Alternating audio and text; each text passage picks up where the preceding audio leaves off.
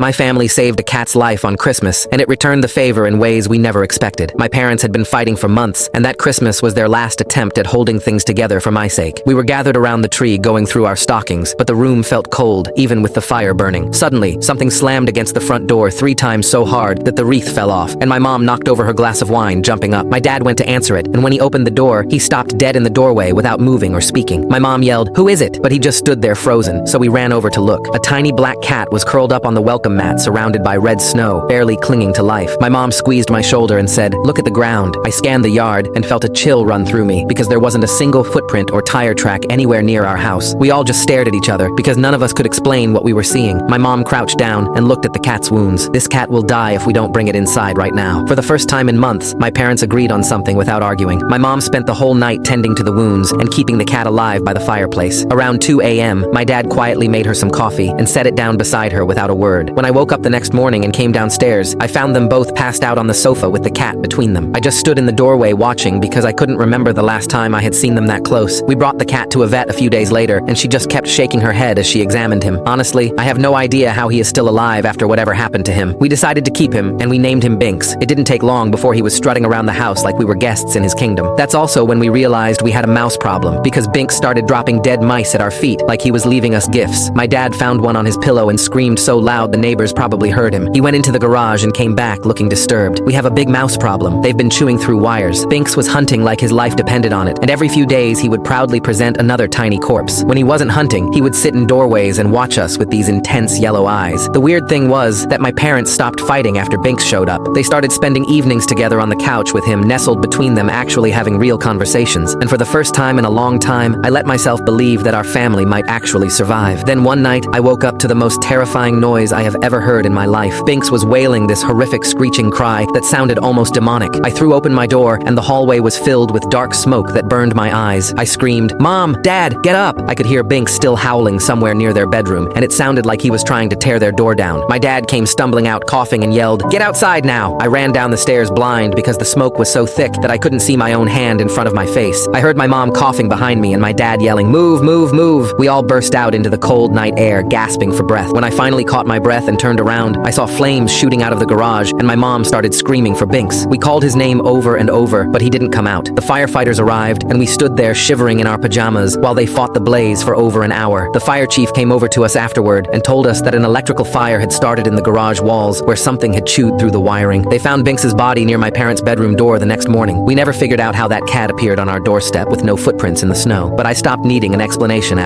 Click the link on the homepage to watch the full follow-up for free.